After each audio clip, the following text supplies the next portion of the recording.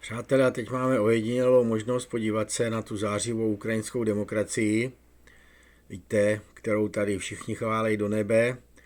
Tady ten vládní debakl, že? A europoslanci typu Nerudová a Vondra, že? A další zabedněnci, kteří to nechtějí vidět. Tak podívejte se, nedávno byl zavražděn na Ukrajině ve Lvově, myslím, Parubiy, Andriy Parubiy, což byl člověk, který hrál klíčovou roli převratu v tom spíše puči na Majdanu v roce 2014, který vedl k válce na Donbasu. Podívejte se, tady ten vpravo člověk je Andriy bývalý poradce generálního prokurátora Ukrajiny a bývalý diplomat. A on nám řekne k tomu vývoji něco, k tomu slavnému Majdanu, jo, k tomu řádění ukrajinských úřadů a těch vládních činitelů proti ruským mluvícímu obyvatelstvu na Donbase i třeba v Odesse. Jo. Je to zajímavé. Jo, jestli tohle není dostatečná obžaloba toho režimu ukrajinského stávajícího, no tak už teda potom nic. Ale samozřejmě s těmi našimi zabedněnci a lháři a podvodníky, že jo, který se prostě zamilovali do Ukrajiny, nemožného státu, že po všech stránkách, tak ty to vůbec slyšet nebudou chtít, že jo, ani se na to nepodívají.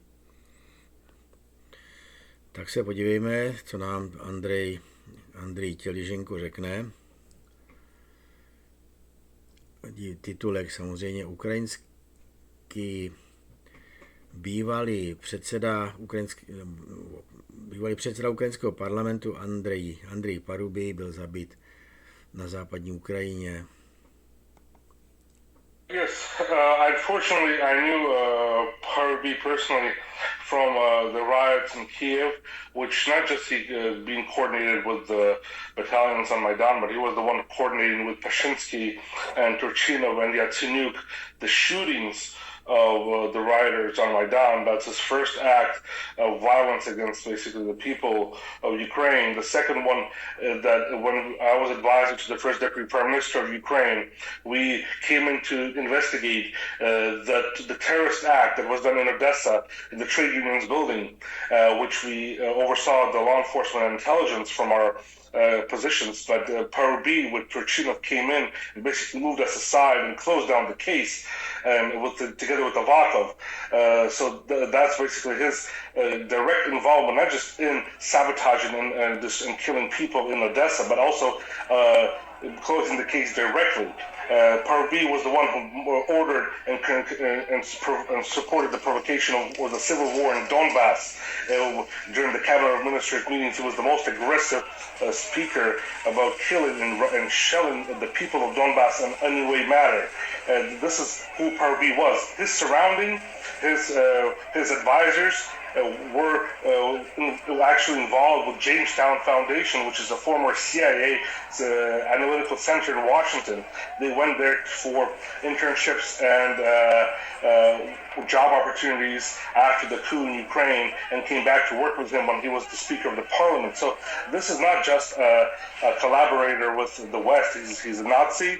He was directly supporting the Nazi movement in Ukraine.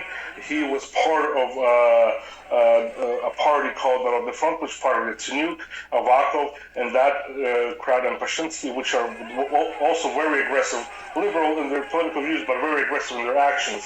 So this is who Parubiy and his team was. Now, what role did he play in the Maidan coup back in 2014? Can you talk to us about this?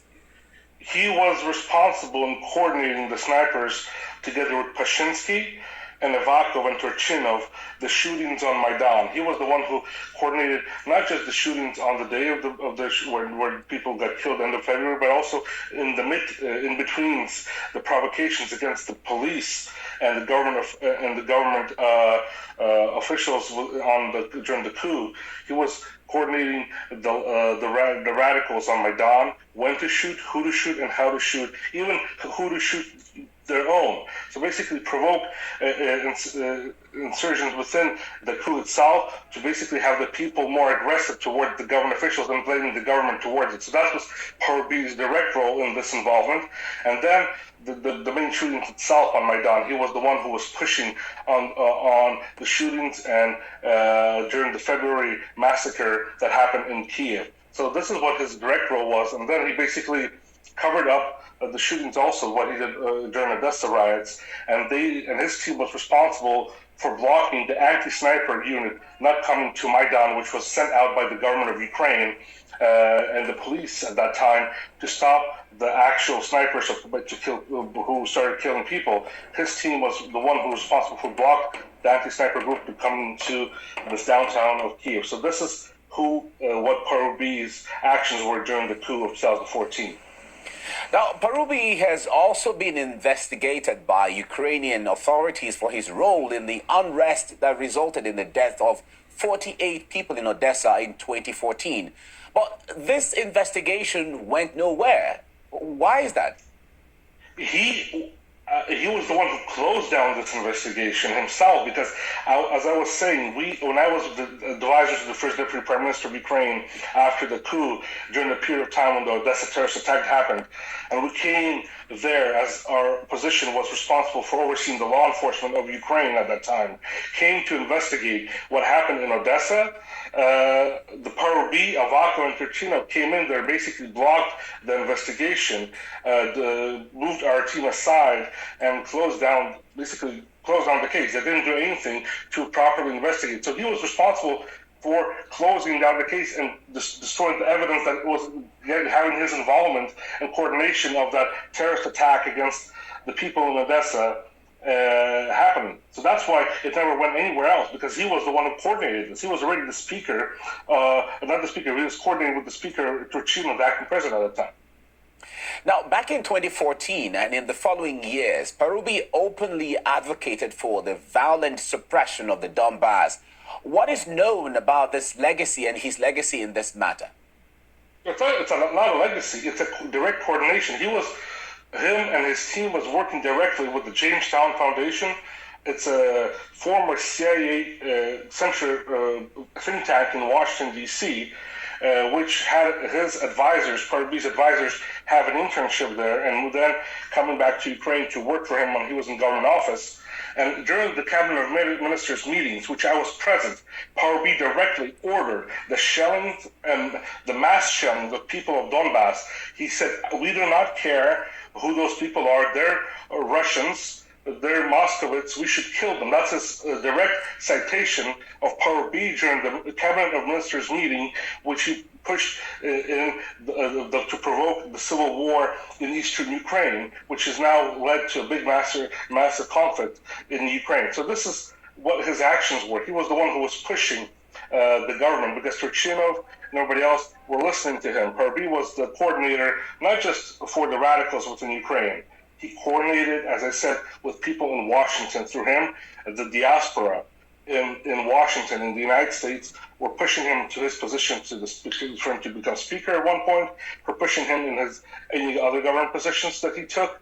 So this was his role, not just to coordinate and attack eastern Ukraine, but also coordinate with the West in this matter. And that's what he did. All right, we have to leave it here now. Andriy, former advisor to the Prosecutor General of Ukraine and ex-diplomat, thank you so much for your insight here. Tak co pak na tohle říká naše nahnědlá vláda a nahnědlí europoslanci, že? Zejména Vondra, víte, Alexandr Vondra, veliký propagátor Spojených států, zakladatel spolku Spusa už za komunismu. Jo, a najednou se zamiloval do Ukrajiny, jak je to možné? Že by se z něj klubal nacista?